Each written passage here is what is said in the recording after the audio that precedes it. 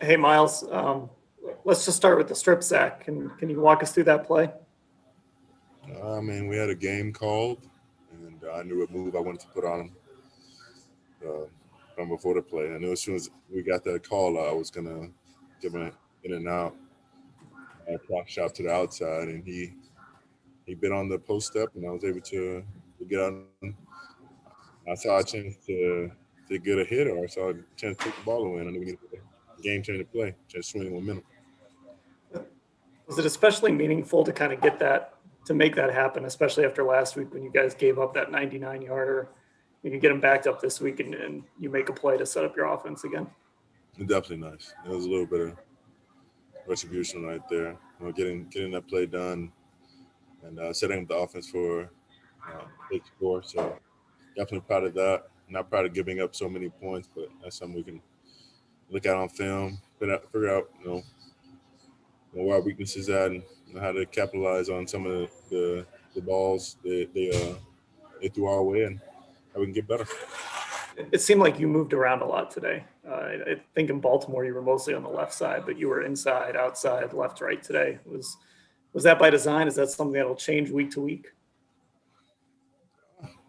It should change week to week, depending on who we're going against, how I'm feeling. If I feel like trying to pick on somebody. Let's see what happens. One last one here with Sheldon Richardson. Seemed like he was in the backfield all day today too. What's it like playing next to Sheldon? He's 100% full tilt all the time in the field. He has great effort, and you love to see it. You love a guy who's always running to the ball, who's always trying to make a play, and never give up on the play. His helmet popped off a few times. You guys need to maybe get him a helmet that'll fit a little better. Hey, it's happened to me as well, and I think my helmet fits well on my head. Thanks a lot. All right, we're gonna go to Marla. Marla, please unmute the line. Yeah, Myles.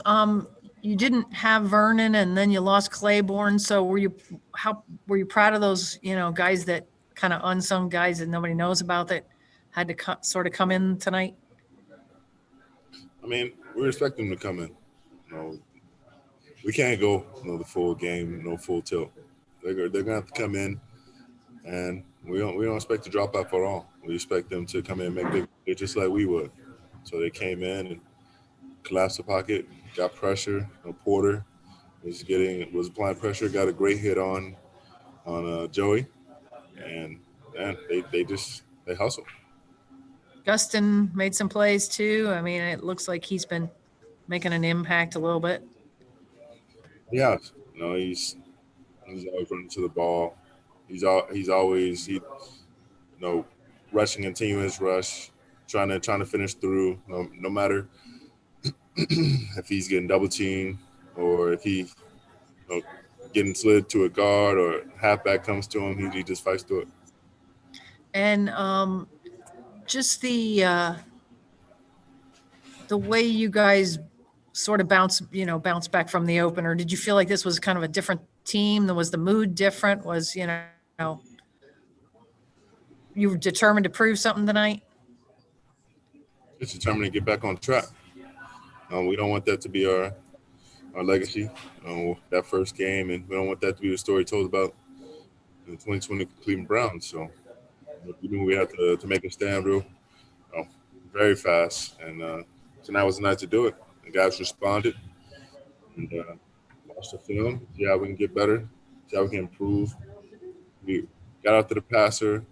Definitely some times where he held the ball a little bit longer or escaped out the pocket, where we should have corralled them, and seeing how we can keep less points on the board. But Burrow throwing for 300 yards. Were you pretty impressed? The guy's tough. He took a lot of shots, and he bounced right back up. He was still putting deep ones on the money, and he was always kept his eyes downfield. He was never really worried about the rush unless it was really on him. So that's better than some veteran quarterback. So he has a ways to go, but he's already had a good start. I'm impressed with the young fella. Thank you. All right, we're gonna go with Daryl Ryder. Please unmute your line, Daryl. Hey, Myles, what was the stadium tonight like with 6,000 people in the stands, which is what they were allowed to have? Was it able to help you guys at all, just having a couple bodies in the seats at least? I felt like my first year. We know how that went, but it was still energetic for me. They were still rowdy, and they still got after it. They were honestly, it was almost as loud as when the stadium's full. Just when there was a big play. I know when OBJ got the touchdown, it was still loud. When they were chanting OBJ and they were chanting for Baker, it honestly felt like a full house just because of the energy that they brought. Love that coming from your fans, knowing that not at full capacity, but they're giving it the best they got, and we're giving it the best we have.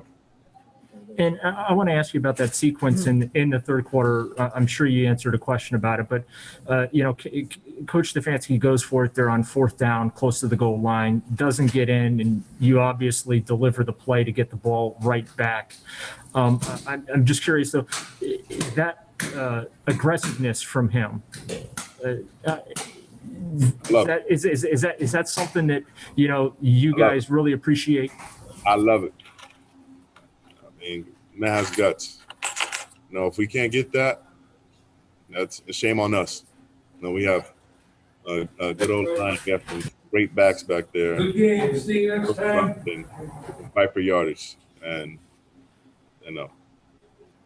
if he does it again, if he did it another 2 times, I think we get it those other 2 times. They just had our number that time. But I believe in his play calling. I believe those guys back there and their ability to get in the end zone. All right, we're going to take our next one from Mary Kay. Mary Kay, please unmute your line. Myles, can you talk about how Baker rebounded from a rough first outing and just, how tough he was out there tonight?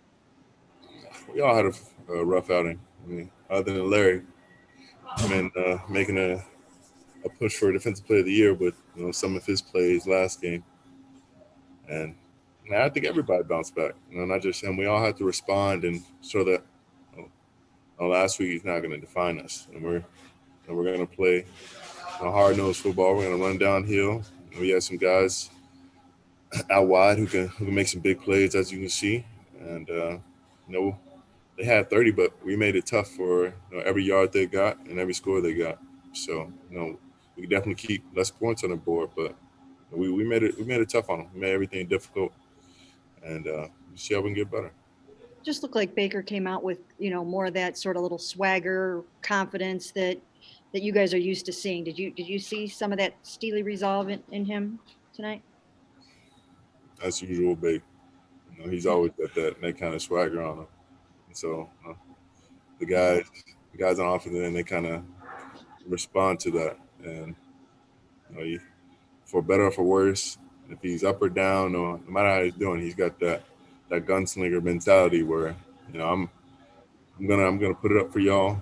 Y'all go get it. I'm gonna give y'all the chance to make big plays.